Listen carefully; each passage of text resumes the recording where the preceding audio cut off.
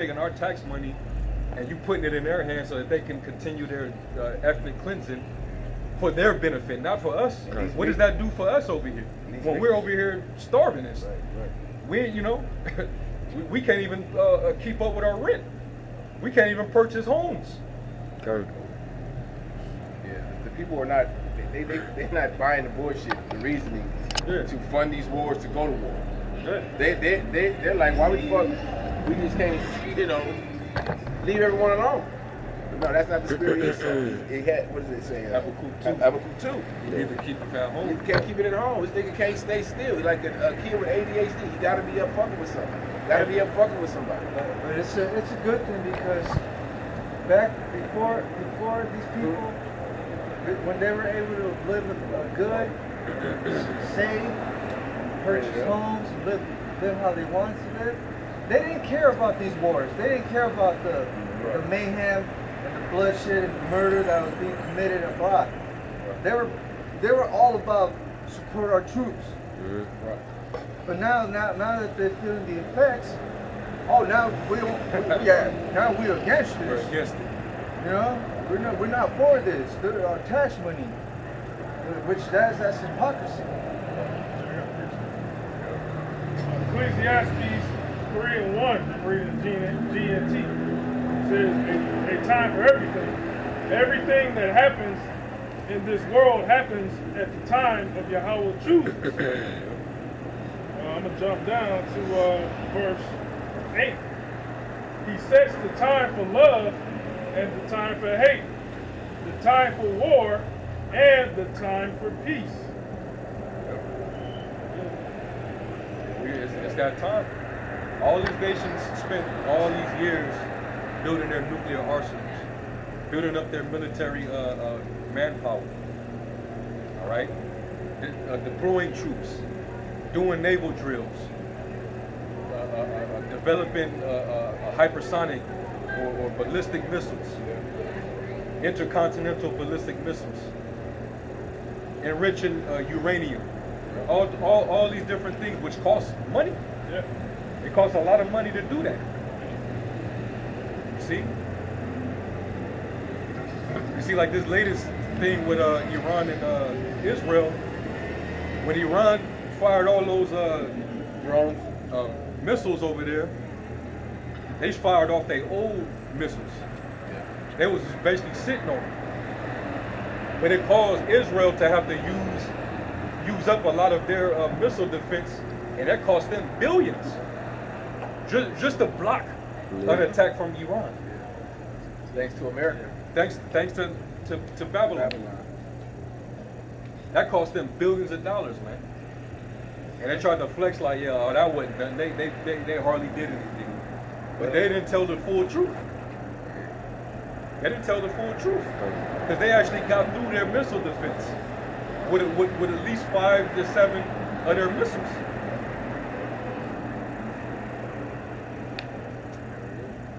But all that money they sending over there is for that shit. I think the same thing gonna happen. Remember they sent their those missiles over there for Ukraine, and they depleted their own weapon stock. You know? Hey, I hope they keep sending more money. Send more money. More. Bring these people down to their knees here in Babylon, man. Yep. Bring them to their knees. And war is a telltale sign for the economy. You know? So look for it. You know, I read this article. An article that said like over 1,800 banks here in the U.S. are basically teetering on collapse.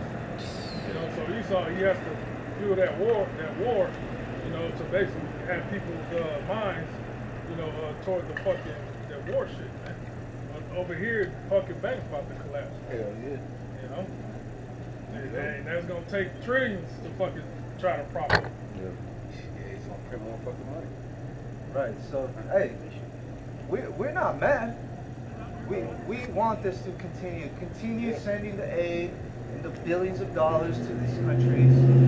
Okay? Continue to leave your borders open for attack and the infrastructure fucking collapsing. Hey, that's good news. Because that signifies that the end of this place is super near, man. That's it. We don't want this place to be healed. We don't want President Trump to come in here and fix it all. No, if he gets into office, we want more chaos, more division. Because we're not a part of. We don't want to be a part of this. We want to leave this place behind. You know, we're anticipating the collapse, man. Yeah, we want the Lord's will to be done. Yeah. His will is to destroy America. Yeah. 100%. Right. Have his son rule on the planet Earth, man. Yep. Right. You know? That's it. Hell yeah. We've already been taxed up the ass. Our money goes in our pockets, and it's like we got holes in the motherfuckers, bro. We can't save. We can't have nothing nice here. We ain't got nothing loose. You know? It's these Babylonians that are stuck in the system that got everything. Second Ezra 6 and 9. For Esau is the end of the world, and Jacob is the beginning of it that followed. And Yeah, that you world, saw the biblical nationality, so-called white people. Jacob is the progenitor of the so-called Negroes, Latinos, Native Americans. Alright, Israelites. Alright? So Esau's world got to go down in violence for you Israelites to be put in power, man. You know? It ain't no other way, man. The script is already written. This has to play out. You know? Yeah, it's the end of his rule. The end of it's the end of the age of the Edomites. Come.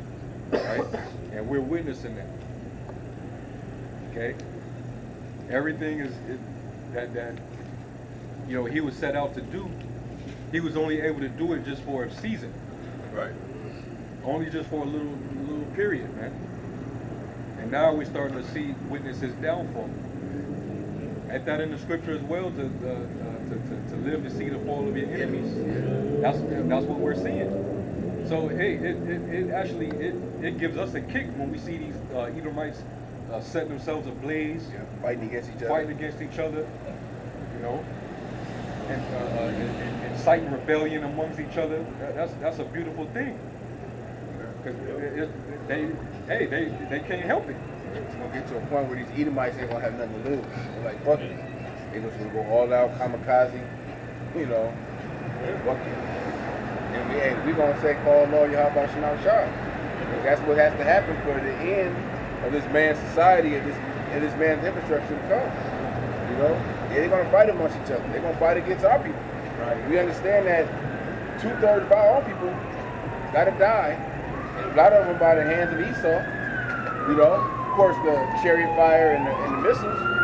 But hey, that's the attitude you gotta have when you want to see the end of the enemy, man. He rejoiced at our fall, didn't he? Was he not there cheering on the Babylonians too? Right? This man always got a kick out of watching Jake fall. all these nations with All of them. That's where it says that in the Lamentations, this is the day that we have looked for, we have seen it. The nations were glad that the Lord have brought this day. Yeah, man, to see us just bugged out, without a sense of identity, don't know who their higher power is. Calling ourselves black and all these other proverbs and bywords. Yeah. They love that. They love when a nigga is into Egyptology or Kemet and all that shit. They love it. They'll even promote and give you money, give you government grants to have seminars to push your wicked left-hand agenda on our people, just confuse them even more. Right. Just like they profit off war and murder and all that bloodshed. Sin, they profit off sin. Promoting sin on our people. It's okay. Hey, that should not serve you, God. You know? Sin is a big money maker for Esau, man. Iniquity, he promotes that shit on our people. The sin of our people. The more our people go off, the more the money Esau gets. The more he can accuse us to the Heavenly Father. that because of sin, we die, and he gets rich. I got a quick one. Lamentation 1 and 21 says, they have heard that I sighed, there is none to comfort me. All my enemies have heard of my trouble, they are glad that thou hast done it. Thou wilt bring the day that thou hast called, and they shall be like unto me. Let all their wickedness come before thee, and do unto them as thou hast done unto me for all my transgressions. For my sighs are many, and my heart is faint. The Lord don't bring that day that they're gonna be in the same boat that we're in. We're starting to see the beginning of that now. You know, we seeing that now. Esau can't contain himself. A lot of them, you know, they're not used to this dynamic of having to live directly above the poverty line. When years ago, when the dollar was at its height, they was living like royalty. They was living like, you know, they was living in pleasure. It was paradise for them in that time. Stepping over us, man. But now, it's not looking too good. They in the same boat as us. They in the same food bank lines as Jake. You know, they on welfare more than Jake is. Yep. They looking for handouts. They looking for, you know, Edomites out there got PPP loans and shit. Oh, for sure. You know. Now they on some blood and crip shit with that whole Republican Democrat shit. Yeah. You know, fighting each other. I think Shaquat earlier he had sent a screenshot of Edomite. It was a Edomite in Ohio who killed his neighbor because he speculated that he was a Democrat. Yep. He was an op, bro. He was an op. So you have Edomites that are neighbors and they're each other's ops just because of their political affiliation. And that's all it is. Republicans and Democrats. Yeah. That's it. Blues versus the Reds. Yeah, man. That shows you niggas are a product of white supremacy. Yeah. This is 2 Corinthians 13, starting at 29. Behold, the days come when the Most High will begin to deliver them that are upon the earth. Talking about the dead. It says, and he shall come to the astonishment of them that dwell on the earth. And one shall undertake to fight against another, one city against another, one place against another, one people against another, and one realm against another. And that one realm against another is going to be the end all be all for all of the division, because it has to be the civil war first, you know, and that's going to lead up to the world war. Yeah, when you think about it, like with all these wars being fought, all this money being spent, more poverty is increasing. Right. That when you really like think about it in a spiritual sense, that's really the red horse and the black horse working in tandem. Yeah. Because what does the red horse represent? Esau. Pretty much represents the power of the sword that Esau has. And his power to wage war. All right, like when you go to it and you read it in the, I want to say it's the NLT or the NIV, one of those translations, it tells you about how basically war was going to be in the earth. Yeah. They were going to be killing each other by way of war. And Esau, he's the one with all the war, the weapon power to ensue war. All right. The black horse. You got that, and then the black horse, it basically represented famine, hunger, because the price of things were too high. One day's wage is worth one loaf of barley. A penny, denarius. With them sending all that money to these different countries, what it does is it depletes your state budgets. So you know how the kids got free lunch and